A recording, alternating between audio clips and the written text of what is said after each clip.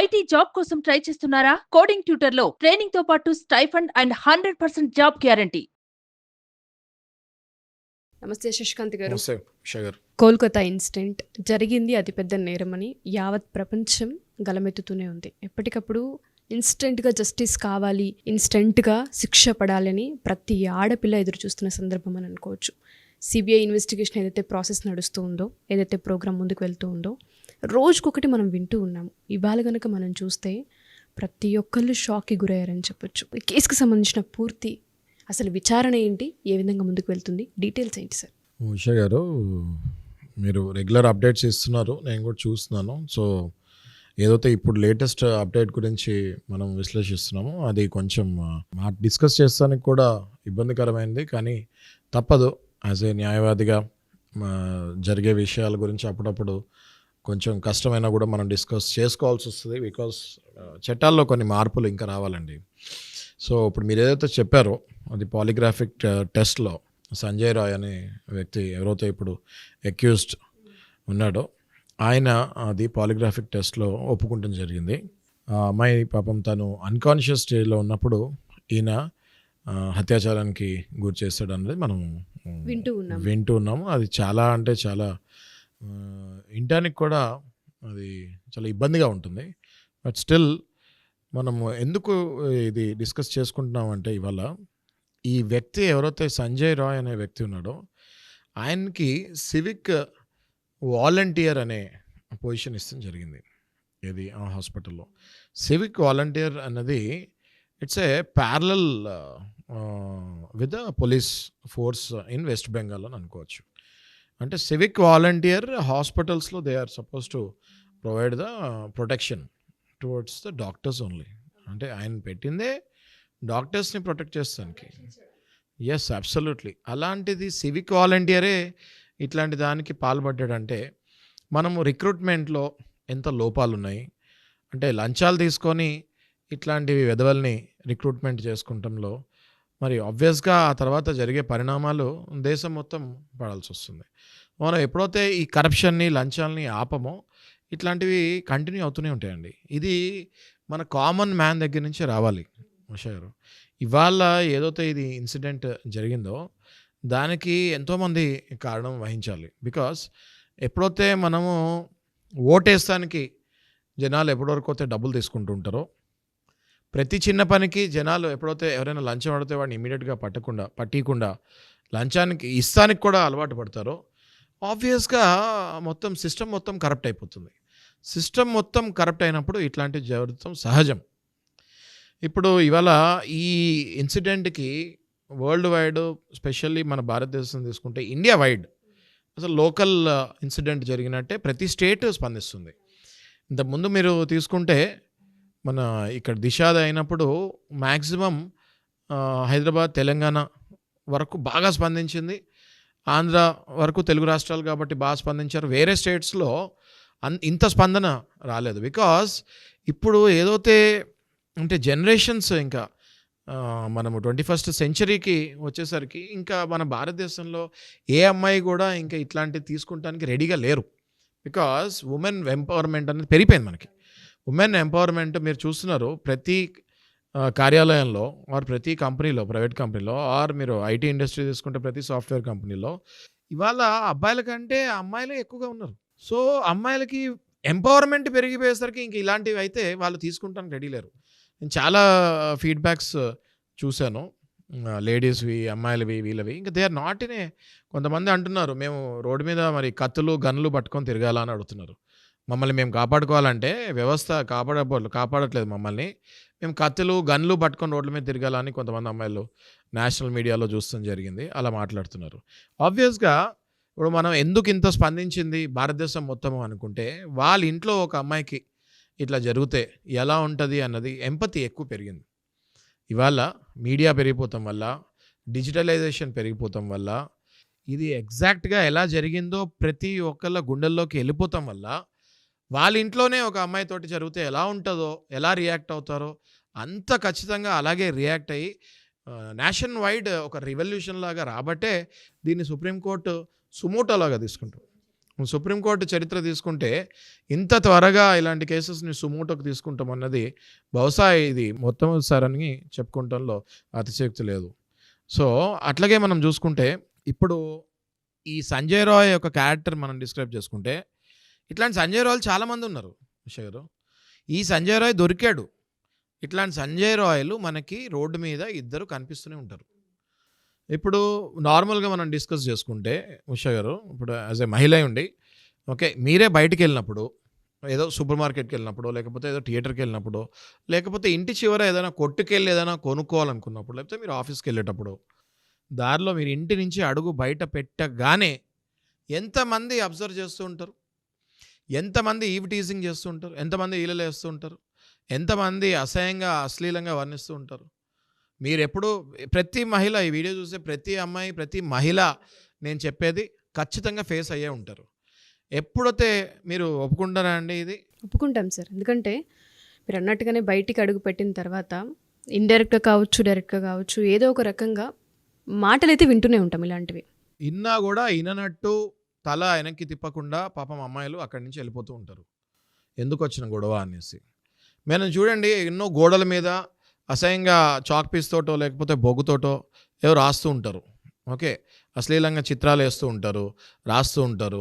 మనం ఇదే తీసుకుంటే వేరే కంట్రీస్లో కనుక తీసుకుంటే ఈ గోడల మీద ఇట్లాంటి అసహ్యంగా రాసినప్పుడే ఆ ఇన్సిడెంట్ని, ఆ చర్యనే తప్పుపట్టి అక్కడి నుంచే స్టార్ట్ అవుతుంది కేసులు ఇవన్నీ. మన భారతదేశంలో కూడా చిన్న చిన్నవి ఇగ్నోర్ చేయకుండా అమ్మాయి పట్ల ఎటువంటి చిన్న కమెంట్ చేసినా, ఈవ్ టీజింగ్ అని ఉంది మనకి, కానీ అది ఎవరు వెళ్ళి కంప్లైంట్ చేయట్లేదు. అమ్మాయి పట్ల అసభ్యంగా చూసినా, అసభ్యంగా మాట్లాడినా, అమ్మాయి నడుస్తున్నప్పుడు వాళ్ళ ముందు అసహ్యంగా మాట్లాడుకున్నా, గోడల మీద ఏమైనా పిచ్చి పిచ్చి, ఇప్పుడు మనం చూస్తూ ఉంటే చాలా వాష్రూమ్స్లో చూడండి, సినిమా హాల్స్లో చూడండి, ప్రతి ఒక్కళ్ళు అబ్జర్వ్ చేయకుండా ఎవరు ఉండరు. ఇది గోడల మీద చూడనివ్వండి, ఎక్కడైనా ప్లేసెస్లో గోడల మీద కానివ్వండి అశ్లీలంగా రాస్తూ ఉంటారు, కొండల మీద, గుట్టల మీద అశ్లీలంగా రాస్తూ ఉంటారు. ఎప్పుడైతే మనం ఇలాంటి చర్యల్ని సీసీటీవీ త్రూ పట్టుకొని ఎవరు ఇట్లా రాసింది అంటే ఇది చిన్న విషయం అండి నేను చెప్పేది, కానీ ఇక్కడి నుంచి స్టార్ట్ అవుతుంది. ఎస్, ఇక్కడి నుంచే భయం పోతుంది. అంటే పబ్లిక్గా ఒక వాల్ మీద వాడి ఇష్టం వచ్చింది రాశాడు అంటే ఆడి మెంటాలిటీ అక్కడి నుంచి అటు పర్వర్ట్నెస్కి మారుతుంది అన్నది అర్థం చేసుకొని ఎప్పుడైతే ఇట్లాంటివి చేస్తారో అక్కడే వాళ్ళని మనం పట్టుకొని అరిగట్టగలిగితే భయం అన్నది క్రియేట్ అవుతుంది. అంటే ఎంక్వైరీస్ ఎక్కడున్నాయంటారు శశికాంత్ గారు? ఇప్పుడు మనం ఈ కేసే కనుక చూసుకుంటే అసలు అన్కాన్షియస్గా ఉన్న ఒక మనిషిని అటువంటి అటెంప్ట్కి వెళ్ళిపోయి చేస్తున్నారు అంటే ఈ ఎంక్వైరీస్లో ఎప్పటికప్పుడు రోజుకో కొత్త ట్విస్ట్ మనం చూస్తూనే ఉన్నాము. ఇవాళ మీరు మాట్లాడుతూ ఉన్నారు అంటే చిన్న పాయింట్ నుంచి కనుక మనం మైన్యూట్ లెవెల్లో అబ్జర్వ్ చేస్తే ఇటువంటివి ఉండవు అని మనం మాట్లాడుతూ ఉన్నాం, భయం అనేది పుడుతుందని మీరు చెప్తూ ఉన్నారు. బట్ ఈ కేసే కనుక మనం తీసుకుంటే న్యాయం ఎక్కడుంది, ఎంత డిలే అవుతూ ఉంది దీనికి? అంటే రోజుల వ్యవధిలో జస్టిస్ జరిగే అవకాశం కూడా కనిపిస్తుందా లేదా అన్న క్వశ్చన్ మార్క్ ప్రతి ఒక్కరికి వస్తుంది. కరెక్ట్ అండి, మీ ఆవేశం నాకు ఖచ్చితంగా అర్థమవుతుంది. కానీ మీరు ఇక్కడ చాలా థిన్ లైన్ ఉందండి. ఇప్పుడు చట్ట వ్యవస్థ కానివ్వండి, న్యాయ వ్యవస్థ కానివ్వండి, ఇది ఇన్సిడెంట్, క్షమించడానికి ఇన్సిడెంట్ ఎవరు చేసినా, ఇందులో ఎవరు ఇన్వాల్వ్ అయినా క్షమించడానికి ఇన్సిడెంట్. కానీ ఎవరు ఇన్వాల్వ్ అయ్యారు అన్నది బయటకి రావాలి అంటే ఇందులో పెద్ద పెద్ద చేతులు ఉన్నట్టు అందరికీ తెలుస్తుంది, యావత్ భారతదేశానికి తెలుసు ఇవాళ ఇందులో పొలిటికల్గా ఏదో ఉంది అని. Yes or no? RG Kar hospital ఆ సంజయ్ ఘోష్ ప్రిన్సిపలే ఎన్నో కరప్షన్ యాక్టివిటీస్కి పాల్పడ్డాడు, అసలు దాన్ని మర్డర్ని సూసైడ్ లాగా చిత్రీకరించాడు, అసలు ఆ అమ్మాయిదే తప్పు అన్నట్టుగా మాట్లాడారు, సూసైడ్ అని చెప్పారు. ఇవన్నీ ఏమిటి అంటే this is all going to somewhere else. అట్లాంటప్పుడు మనం ఈ సంజయ్ రాయ్నే కల్ప్రిట్ అని, అక్యూజ్డ్ అని డెసిషన్కి వచ్చేసి వీడి దగ్గర నుంచి ఇంకా చాలా నిజాలు రావాలండి. ఓకే, ఇప్పుడు మనం తీసుకుంటే కసబ్ ఇన్సిడెంట్ కూడా తీసుకుంటే కసబ్ని కొన్ని ఏళ్ల తర్వాత హ్యాంగ్ చేశారు, అప్పటికప్పుడు చేయలేదు, ఇమీడియట్గా చేయలేదు. అప్పుడు కూడా చాలా కమెంట్స్ వచ్చాయి భారతదేశంలో, ఒక టెర్రరిస్ట్ని బిర్యానీలు పెడుతున్నారు, జైల్లో సకల వైభవాలు ఇస్తున్నారు, అదని కాదండి. ఆ టైం పీరియడ్ ఏదైతే పనిష్మెంట్ ఇచ్చే ముందు టైం పీరియడ్ ఉందో మన వ్యవస్థ ఎన్నో గూఢాచారి వ్యవస్థ కానివ్వండి, పోలీస్ వ్యవస్థ కానీ, సిబిఐ వ్యవస్థ కానివ్వండి, ఆ కసబ్ దగ్గర నుంచి ఎన్నో ఎన్నో ఎన్నో ఎన్నో ఇన్ఫర్మేషన్స్ తీసుకొని ఉంటారు. అది చెప్పలేరు బహిరంగంగా. దట్ ఈస్ ఆల్ ఇంటెలిజెన్స్, అవన్నీ చెప్పలేరు. ఇప్పుడు ఈ సీన్లో కూడా, ఇప్పుడు నేను ఈ ఇన్సిడెంట్లో కూడా నేను మీకు చెప్పేది ఏంటి అంటే ఖచ్చితంగా చాలా పెద్ద చేతులు ఉన్నాయి ఇందులో. మేబీ ఒకరోజు, 2 రోజులు, 3 రోజులు, 4 రోజులు, 10 రోజులు, 1 నెల రోజులు వీడి దగ్గర నుంచి ఇన్ఫర్మేషన్ రాబట్టలేమేమో. ఇప్పుడు థర్డ్ డిగ్రీ కూడా యూజ్ చేస్తే వచ్చేస్తుంది ఇన్ఫర్మేషన్ ఎవ్రీ టైం అనుకుంటే తప్పండి. ఈ సంజయ్ రావు లాంటి వాళ్ళు దెబ్బలకి వీటికి అలవాటు పడిపోయిన మనుషులు వీళ్ళు. సంజయ్ రావు లాంటి ఫెలోస్ ఈ దెబ్బలకి భయపడి నిజాలు చెప్పే క్యాండిడేట్స్ కాదు వీళ్ళు. రకరకాలుగా వీళ్ళతోటి ఇన్వెస్టిగేషన్ చేసి అసలోడు ఎవడున్నాడో అది బయటకి లాగిన తర్వాత వీటికి పనిష్మెంట్ వేసేసి వీని ఏం చేయాలో చేయాలి. అంతేగాని పబ్లిక్ ఆవేశపడిపోతుంది అని చెప్పి ఇప్పుడే మనం ఏదైనా రాంగ్ స్టెప్ తీసుకొని సంజయ్ రావుని ఏమైనా చేసేస్తే మరి అసలోడు హ్యాపీగా ఉంటాడు కదా ఇంట్లో. ఇప్పుడు అందరు గుండెల్లో రైళ్లు పరిగెడుతున్నాయి. వెస్ట్ బెంగాల్ గవర్నమెంట్లో లేకపోతే పొలిటికల్ పార్టీస్లో ఎవరైతే కొంతమంది ఇన్వాల్వ్ అయి ఉన్నారో వాళ్ళ గుండెల్లో రైళ్లు పరిగెడుతున్నాయి. This has become a international issue అండి today. It's only not a national issue, it has become a international issue. గతంలో ఇట్లాంటి పెద్ద పెద్ద ఇన్సిడెంట్స్ అయినప్పుడు ప్రపంచం మొత్తం భారతదేశాన్ని నింద వేయాలని ట్రై చేస్తారు. భారతదేశంలోనే ఎక్కువ ఇలాంటివి జరుగుతాయి అన్నది. ఎందుకంటే ఒక దేశం ఇంకో దేశం మీద నిందలు ఈజీగా వేస్తుంది, బికాజ్ అది రాయి వేసి కొడతామే కదా. సో ఇప్పుడు ఈ ఇన్సిడెంట్లో కూడా ఇది ప్రపంచవ్యాప్తంగా వెళ్ళిపోయింది. అందరి కళ్ళు మన వైపే ఉన్నాయి. ఇందులో మనం ఇన్వెస్టిగేషన్ చేసి అసలైన నేరస్తుడిని బయటికి లాగి వాళ్ళని పనిష్మెంట్ ఇస్తే యావత్ ప్రపంచానికి కూడా మన సందేశం ఇచ్చినట్టు అవుతుంది. కొన్ని దేశాల్లో ఇమీడియట్ 15 రోజుల్లో నెల రోజుల్లో పనిష్మెంట్ వేసేస్తారండి, ఉరిశిక్ష వేసేస్తారు. వితిన్ 15 days 20 daysలో ఉరిశిక్ష వేసేస్తారు. ఫర్ ఎగ్జాంపుల్ అదే రూల్ మనం ఇక్కడ కూడా పెట్టుకున్నాం అనుకోండి ఉషా గారు. వితిన్ 15 days 20 days ఆర్ 1 monthలో నిందితుడు ఎవరినో ఒకటి పట్టుకున్నాం మనం, ఓకే, వానికి ఉరిశిక్ష వేస్తాం అనుకోండి. అసలు నిజం ఎలా బయటకు వస్తుంది? అర్థం చేసుకోవాలి. మనం అందరం కూడా ఆవేశంలో ఉన్నాము, తప్పకుండా అది క్షమించడానికి నేరం. అది అందరికీ as a citizen of country నేను కూడా చాలా బాధపడుతున్నాను. ఏంటి మన భారతదేశంలో ఇంకా ఇలాంటివి జరుగుతున్నాయా? ఎవరైనా ఇంట్లో నుంచి మనం పంపించాలన్నా మనం కూడా సెక్యూరిటీ ఇంకా వెళ్ళాల్సిన పరిస్థితికి వచ్చేసాము. మళ్ళీ ఒక్కసారి దేశం మొత్తం భయపడింది. ఈ ఇన్సిడెంట్ తర్వాత అసలు హాస్పిటల్కి డాక్టర్స్ని పంపించాలి, ఇంటర్న్స్ని పంపించాలి అన్న భయం ఒకటి క్రియేట్ అయిపోయింది. ఇదే కదమ్మా, ఎనీ ప్రొఫెషనల్ అమ్మాయిలు కానివ్వండి, వాళ్ళు ఇంటర్న్స్ లాగా వెళ్తారు. ఇంటర్న్స్ లాగా వెళ్ళినప్పుడు ఎక్కువ ప్రాక్టీస్ ఎక్కువసేపు చేయాలని చూస్తూ ఉంటారు. ఆ టైంలో వల్నరబుల్ అమ్మాయిలు ఉంటారు కాబట్టి ఎక్స్ప్లాయిటేషన్కి చాలామంది దిగుతారు. అట్లాంటివి దిగకుండా ఉండాలి అంటే చిన్న చిన్న ఇన్సిడెంట్స్ అయినప్పుడే కంప్లైంట్స్ వెళ్ళి అవి పెద్ద పెద్దగా మనము పబ్లిసిటీ చేసినప్పుడు ఆర్ అవేర్నెస్ క్రియేట్ చేసినప్పుడు ఇంతవరకు రాదు. నేను మీకు మొదట్లో కూడా అదే చెప్పాను. ఎప్పుడైతే అమ్మాయి బయటకు వచ్చి ఎవరైనా ఆకతాయి వెధవలు ఎవరైనా చిన్న కమెంట్ చేసినప్పుడే వాడిని అక్కడే పట్టుకొని ఉతికి పోలీస్ స్టేషన్కి వెళ్ళి కంప్లైంట్ వాళ్ళ ఇంట్లో వాళ్ళకి చెప్పి పోలీస్ స్టేషన్కి వెళ్ళి కంప్లైంట్ ఇప్పించి వాడిని తీసుకొని వచ్చి ఇప్పుడు చేసే పబ్లిసిటీ మీడియాలో ఎప్పుడైతే ఏదైతే మనం అవేర్నెస్ క్రియేట్ చేస్తాం మీడియాలో, అప్పుడు ఆ చిన్నదానికే అవేర్నెస్ క్రియేట్ చేస్తే గజ వణుకుతారు. ఇంత సీన్ వరకు రారు. అది మిస్సింగ్ ఉంది. That has to get in to the public. ఆబ్వియస్గా అప్పుడు ఇట్లాంటివి జరిగే ఛాన్సే ఉండదు. సివిక్ వాలంటీర్ అంటే ఏంటంటే, వాలంటీర్ అంటే ఏంటి? ఒక 10 మందిని చూసుకోవాలి. అట్లాంటి వాలంటీర్లే ఇట్లా టీయర్స్ వచ్చేటట్టు చేస్తే మరి ఎవరి మీద నమ్మకం ఉంటుందండి? ఇంకా అంటే ఒక పోలీస్ని నమ్మి ఎవరైనా ఒక బాధితురాలు వెళ్ళినప్పుడు పోలీసే ఇట్లాంటి దిక్కుమాల చర్యలకు చేస్తే మరి ఎవరిని నమ్ముతారు? ఇంకా పబ్లిక్ ఎవరిని నమ్ముతుంది? అదే అంటున్నాను నేను. బట్ ఓన్లీ సంజయ్ రావుదే మిస్టేక్ అనుకుంటే మళ్ళీ మనం ఇంకో పెద్ద తప్పు చేస్తున్నామమ్మా. నేను అందుకే అంటున్నాను, మీకు ఆవేశం అందరికీ ఉంది.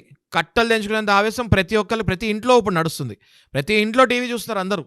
పనిష్మెంట్ పడిందా, ఇంకెంత లేట్ అని. కానీ పనిష్మెంట్ ఎవరికి పడాలి అది కనుక్కోవాలి కదా. ఓన్లీ సంజయ్ రావుని పనిష్మెంట్ వేసేస్తే అది సొల్యూషన్ కానే కాదు. సో దయచేసి ఎన్నో పొలిటికల్ హ్యాండ్స్ ఎంతో హై ప్రెషర్లో నడుస్తుంది ఈ కేసు. కాబట్టి మనం కూడా పబ్లిక్ కూడా సపోర్ట్ చేయాలి. ఈ టైంలో ఆగాలి, పేషెన్స్గా ఉండాలి. డాక్టర్స్ ఎంతోమంది విధుల నుంచి బహిష్కరించి స్ట్రైక్కి వస్తున్నారు. దానివల్ల ఎంతోమంది పేషెంట్స్ చనిపోతున్నారు. ఎంతోమంది పేషెంట్స్కి జరిగితే ఒక ప్రాణం వల్ల మళ్ళీ ఇంకో 1000 ప్రాణాలు కూడా పోయే ఛాన్స్ ఉంటాయి. కాబట్టి డాక్టర్స్ కూడా వాళ్ళ విధులకు వెళ్ళాలి. సుప్రీంకోర్టు చంద్రచూడ్ గారు స్వయంగా chief justice of Supreme Court of India involve అయ్యారు. కాబట్టి దయచేసి ఎవరి విధులకు వాళ్ళకి వెళ్ళి వాళ్ళు చేసుకుంటూ ఇది మాత్రం ఫాలో అందరం అవుతున్నామండి. అట్ ద సేమ్ టైం మనం కంగారు పడి ప్రెషర్ ఓవర్ బిల్డ్ చేసేసి సంజయ్ రాయ్కి ఏమైనా జరిగితే అసలు వాళ్ళు బయటకు రారు.